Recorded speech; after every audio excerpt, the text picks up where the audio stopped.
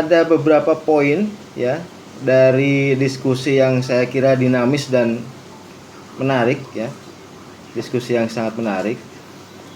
Pertama tadi tentang ungkapan dari kaum sosialis internasional. Mereka katakan bahwa tidak ada sosialisme tanpa kebebasan. Sosialisme hanya bisa direalisasikan dalam demokrasi, dan demokrasi hanya bisa terampungkan oleh sosialisme. Nah, bagi kaum sosialis, kondisi masyarakat sosialisme itu merupakan kondisi akhir ya, kondisi akhir sebelum mencapai komunisme. Nah, kondisi akhir dari progres di mana dalam sosialisme itu sudah tidak ada lagi penghisapan. Tadi disinggung ada penghisapan, ada penindasan di dalam kapitalisme gitu ya. Nah, setelah kapitalisme itu disadari sebagai kondisi di mana terdapat penghisapan, terdapat penindasan ya. Kemudian ada gerakan untuk mengubah itu gitu ya. Dalam teori Marxis, Marx mengatakan bahwa pada akhirnya kelompok proletariat itu bergerak untuk kemudian memperbaiki hidupnya ya. Nah, bergeraknya itu dipikirkan oleh Marx, kalau kita sekarang memikirkannya secara salah. Kenapa salah? Karena kaum buruh itu, kaum proletariat itu kemudian merebut berbagai aset produksi, alat-alat produksi dari kaum borjuis, dan setelah itu kemudian diupayakan untuk muncul masyarakat sosialis. Masyarakat sosialis tadi dia katakan bahwa tidak ada sosialisme tanpa kebebasan. Jadi dalam masyarakat sosialis itu sepenuhnya kebebasan, karena buruh tidak lagi menjadi alat yang ditindas gitu, alat yang dihisap gitu, tetapi sudah hidup dengan kebebasan gitu ya. Nah, itu semua itu klaim dari masyarakat sosialis gitu ya. Klaim dari masyarakat sosialis ya. Itu pergerakan dari kondisi di mana banyak penghisapan, banyak penindasan, kemudian berubah menjadi masyarakat yang pada akhirnya di ujungnya adalah sama rasa, yaitu masyarakat komunis gitu ya.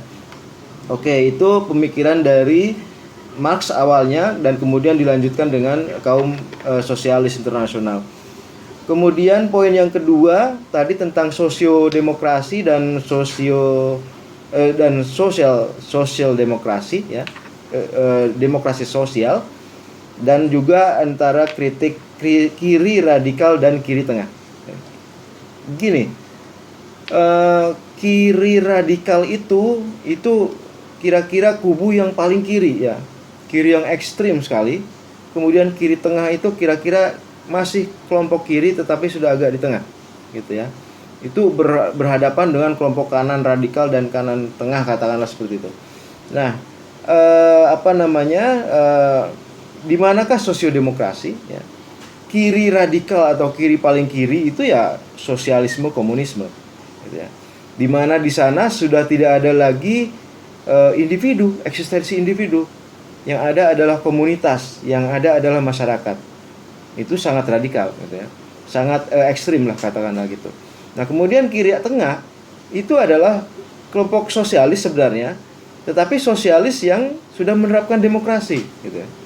Makanya namanya demokrasi sosial atau social democracy gitu ya. Social demokrasi ini sebenarnya kalangan sosialis, dia bukan liberal, dia tidak menganut liberalisme ya, tetapi sosialis yang menerapkan demokrasi. Kalau sosialisme komunisme kan tidak ada demokrasi di sana gitu ya. Tetapi sosial demokrat ya, demokrasi sosial itu jelas ada demokrasi. Di sana juga diakui pasar ya, ada pasar, ada kompetisi. Kalau di dalam komunisme sosialisme tidak ada pasar, tidak ada kompetisi, tidak ada individu ya. Tetapi kalau dalam sosial demokrasi, demokrasi sosial, itu pasar tetap diakui ya, individu tetap diakui, tetapi keberadaan individu itu diakui berada di dalam masyarakat. Makanya disebut demokrasi masyarakat gitu ya, demokrasi masyarakat. Negara-negara mana saja yang menjalankan sosial demokrasi ya, demokrasi sosial ya, sosdem gitu. Demokrasi sosial antara lain adalah seperti negara-negara di Skandinavia itu ya, negara-negara Denmark, Swedia, ya. Nah, itu yang sekarang kalau menurut berbagai penelitian itu negara-negara yang rakyatnya paling bahagia gitu. Denmark, Sweden, ya. Itu yang menerapkan demokrasi sosial. Social democracy. Lantas sosiodemokrasi itu apa gitu? Sosiodemokrasi itu adalah konsep yang diciptakan oleh Bung Karno dan kawan-kawan. Oke lah, Bung Karno lah yang menciptakan gitu ya. Sosiodemokrasi itu adalah demokrasi masyarakat. Jadi sebenarnya yang mirip itu adalah sosiodemokrasi dan sosial demokrasi. Ya, demokrasi sosial seharusnya disebutnya, karena kan social democracy itu kan bahasa Inggris. Kalau di Indonesia kan kira-kira demokrasi sosial. Nah, demokrasi sosial dan sosiodemokrasinya Bung Karno, Pancasila, sosiodemokrasi Pancasila, itu sebenarnya banyak kemiripan gitu ya.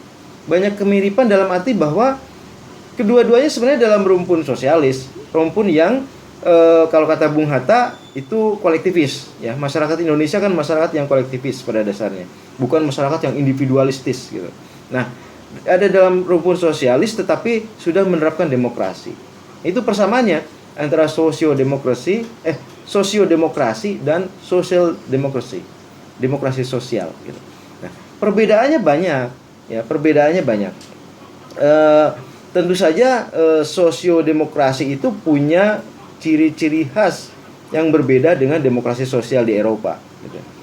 Kenapa? Karena sosiodemokrasi itu adalah merupakan peleburan ya, penggabungan antara konsep-konsep demokrasi, konsep-konsep keadilan sosial, dan konsep-konsep kearifan lokal ya. Kearifan lokal bangsa Indonesia. Apa contohnya kearifan lokal bangsa Indonesia? Ya, gotong royong gitu. Ya. Itulah yang membedakan antara sosiodemokrasi Pancasila dengan demokrasi sosial yang banyak diterapkan di negara-negara Eropa, di daerah Denmark dan Swedia dan sekitarnya itu gitu ya. Nah, gotong royong itu ciri khas dari sosiodemokrasi, pembeda sosiodemokrasi dengan demokrasi sosial gitu ya. Nah, itu kira-kira dalam garis ya. Yang paling ekstrim kiri radikal itu sosialis komunisme, kemudian kiri tengah itu kira-kira sosiodemokrasi dan demokrasi sosial, kemudian di kanan itu ya ada liberalisme, kapitalisme ya, neoliberal yang lebih ekstrim lagi gitu ya, neoliberalisme dan lain-lain. Itu kira-kira poin kedua itu ya. Kemudian poin ketiga, keadilan sosial belum tercipta ya. Ya,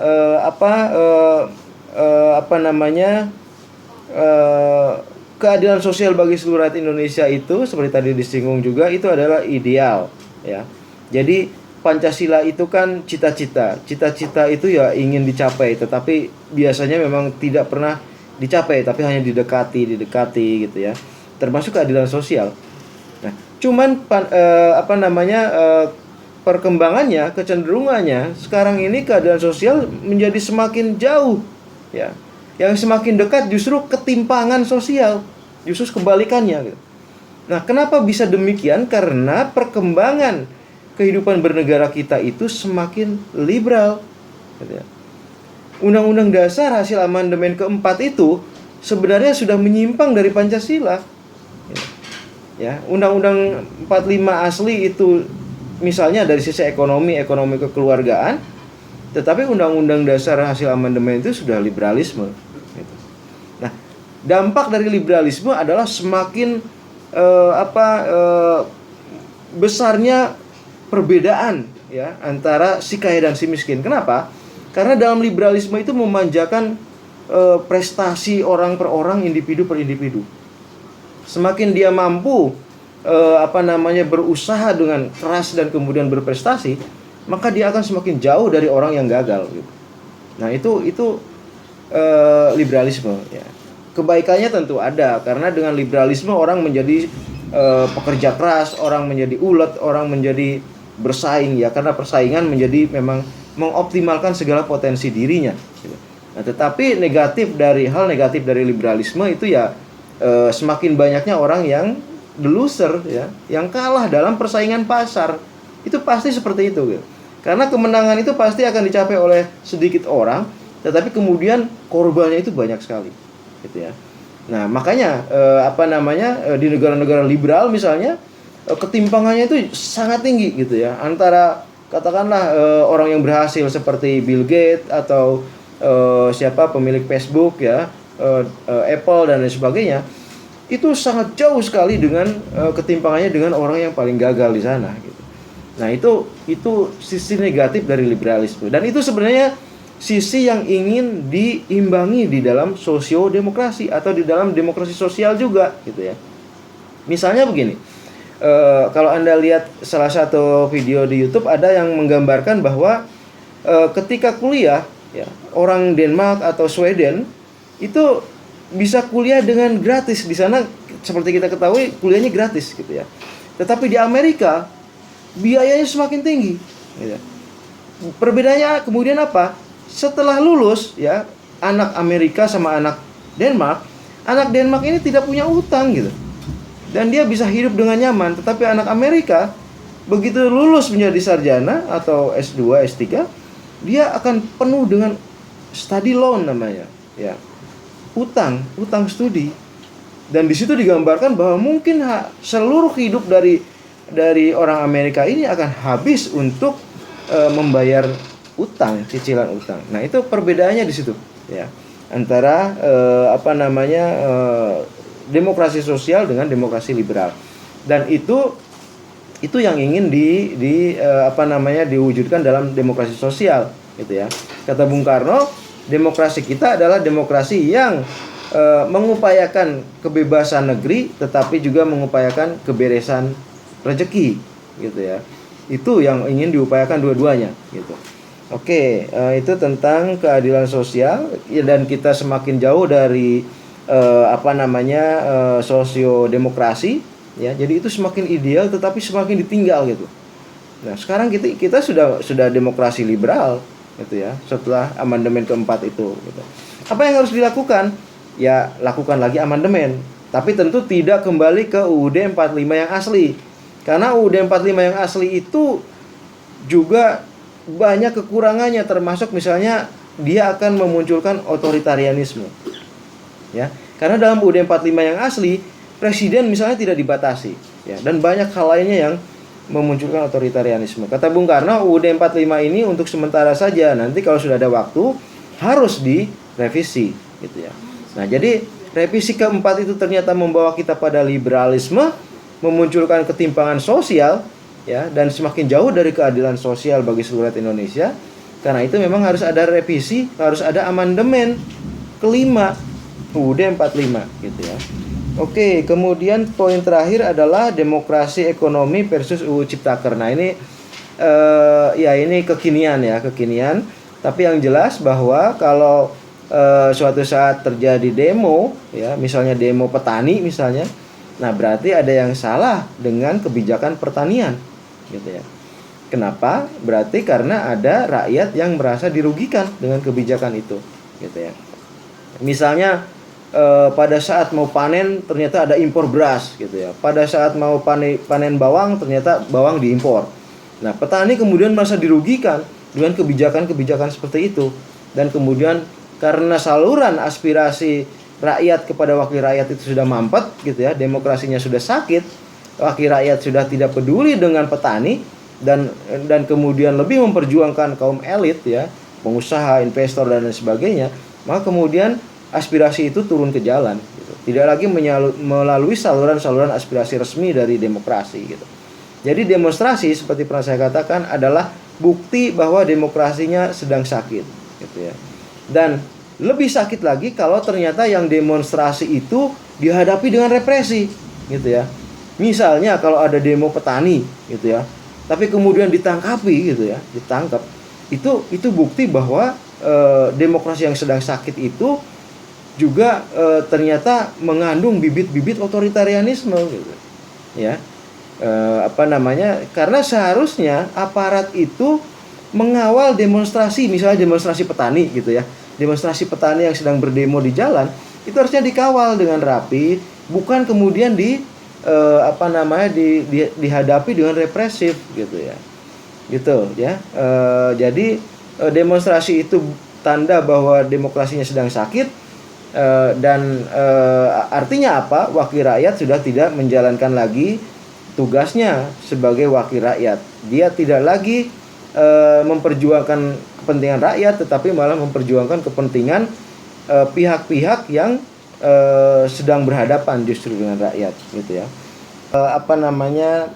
Terkait dengan tantangan demokrasi sosial, atau buat kita ya sosiodemokrasi ya ke depan, apakah demokrasi ditunggangi oleh partai-partai tertentu gitu ya. Justru menurut Bung Karno, salah satu hal penting bahwa sosiodemokrasi itu akan terwujud adalah adanya partai yang pro Marhaen gitu ya.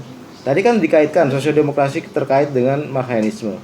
Nah, maka sosiodemokrasi itu hanya akan berjalan kalau ada partai yang pro Marhaen, atau kita perluas saja, ada partai yang pro Wong Cilik gitu ya. Selama ada partai yang pro Wong Cilik, orang kecil, rakyat kecil, maka sosiodemokrasi itu masih ada harapan untuk terwujud gitu ya. Tetapi pada saat partai-partai itu sudah tidak ada yang pro rakyat kecil, pada saat semua partai-partai itu sudah kemudian terlena dengan kepentingan elit, kepentingan the ruling party gitu ya, maka kemudian sosiodemokrasi pun akan menjadi semakin hilang dari muka bumi ini gitu ya. Itu justru partai-partai itulah yang kemudian sangat menentukan apakah sosiodemokrasi ini bisa terimplementasi atau tidak gitu ya. Kita masih ingat misalnya ada partai yang mendeklarasikan diri sebagai partainya Wong Cilik gitu ya. Meskipun pada kenyataannya kemudian partai tersebut malah justru lebih berpihak pada rakyat besar katakanlah gitu ya, yang sebenarnya sudah tidak perlu lagi dibantu gitu ya. Nah, itu jadi pada saat negeri ini atau republik ini sudah tidak punya lagi partai yang peduli dengan rakyat kecil, maka automatically sudah tidak ada lagi sosiodemokrasi. Tidak ada lagi demokrasi masyarakat itu.